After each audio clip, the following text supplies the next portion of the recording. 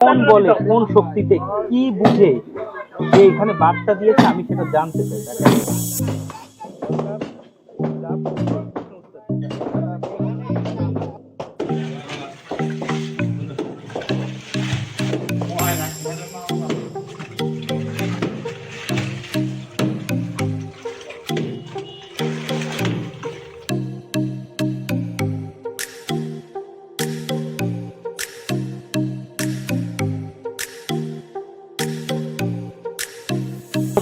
দখলদারিত্ব আমাদের সকলের মনের ভিতরে আছে। আমরা জানি সবাই কোনো না কোনো কিছু দখল করছে। কেউ খাল দখল করছে, কেউ রাস্তা দখল করছে, কেউ অন্য কিছু দখল করছে। আমাদের কোটালীপাড়া উপজেলা মৎস্য সম্পদে সমৃদ্ধ একটি উপজেলা। আমরা সবাই জানি এখানে প্রচুর পরিমাণে প্রাকৃতিক মাছ উৎপন্ন হয়। তো সম্প্রতি এই মাছ চাষের যে বিপ্লব, এই বিপ্লবের কারণে দেখা গেল যে আমাদের এই যে বিভিন্ন রকমের যে সরকারি খালগুলো আছে এগুলো কিছু সংখ্যক দুষ্কৃতিকারী দখল করছে। আজকে আমরা সেরকম একটি খাল উদ্ধার অভিযানে যাব। তবে এই যে আজকে যে খালটা আমরা উদ্ধার করব, এই যে দখল, এই দখলের একটি অভিনব পদ্ধতি এখানে ফলো করা হয়েছে। আমরা সাধারণত দেখি যে দখল করা হয় বানা দিয়ে কিংবা মাটি কেটে এইভাবে, কিন্তু আজকের দখলটি যদি আপনারা দেখেন তাহলে বুঝতে পারবেন যে এই দখলদাররা কতটুকু অভিনব পদ্ধতি ফলো করেছে এবং এই দখল আমরা কিভাবে উচ্ছেদ করি। আসুন সবাই মিলে এই দখল উচ্ছেদ অভিযানটা উপভোগ করি, সেজন্য সবাইকে আমন্ত্রণ জানাচ্ছি। স্পটে পৌঁছেই আমরা দেখতে পারি একটি ব্রিজের নিচে পুরো একদম 10 ইঞ্চি গাঁথনি দিয়ে একদম পানি চলাচল বন্ধ করে ফেলা হয়েছে। নিচে কি গেটের মতো আছে মনে হয়, তাই না?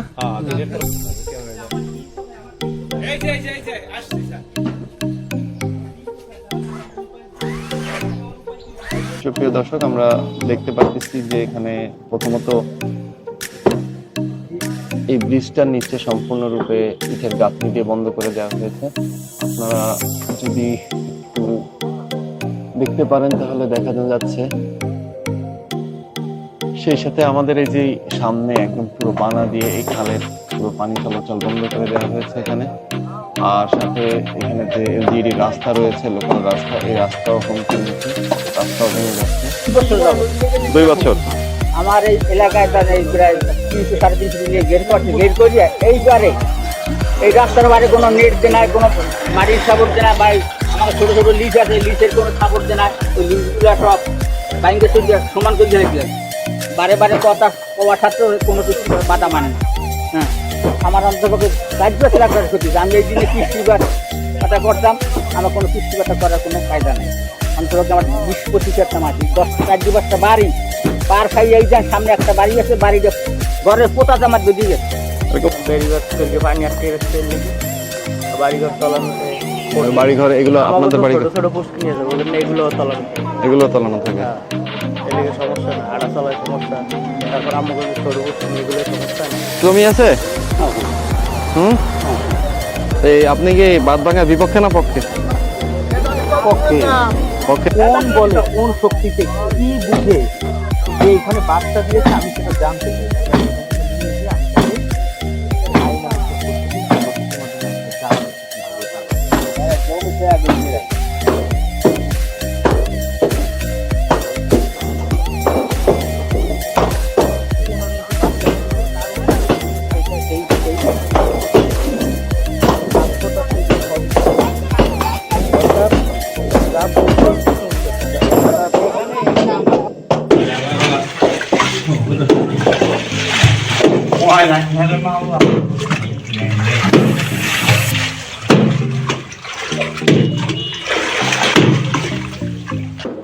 সুপ্রিয় দর্শক, আপনারা দেখতে পাচ্ছেন যে আমাদের ঠিক পেছনেই হচ্ছে আমরা এই বাঁধ উচ্ছেদের কাজটি করছি। এখানে আপনাদের সকালেই বলেছিলাম যে আমরা আজকে এমন একটা জায়গায় যাব যেখানে বাঁধ দিয়ে দখল করা হয়েছে, কিন্তু এই দখল করা হয়েছে অভিনব পদ্ধতিতে। মানে একদম 15 ইঞ্চি গাঁথনি দিয়ে একটি খালের মুখ একদম পুরো পানি নিষ্কাশন ব্যবস্থা বন্ধ করে দেওয়া হয়েছে, যার কারণে আমাদের পেছনে দেখতে পাচ্ছি যে প্রায় 50টি পরিবার এরা কিন্তু পানি বন্দী হয়ে গেছে। অর্থাৎ এরা পানির কারণে চলাচল প্লাস হচ্ছে নিত্য নিত্যনৈমিত্তিক যে কর্মকাণ্ড সেটা তারা পরিচালনা করতে পারছে না।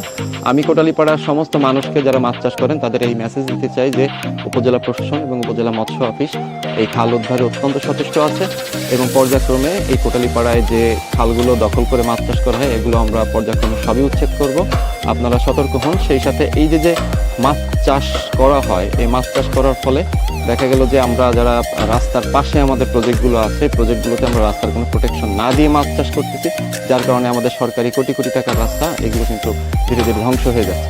দিয়ে এখানে কর্মচারীদের জন্য বাথরুম তৈরি করা হয়েছে, যার ময়লা সবই আমাদের এই পুকুরেই আসে বা এই প্রজেক্টেই আসে। তার মানে এই যে মাছগুলো এগুলো কিন্তু জীবাণুযুক্ত মাছ, অর্থাৎ এই মাছ খাওয়া মানব স্বাস্থ্যের জন্য ক্ষতিকর।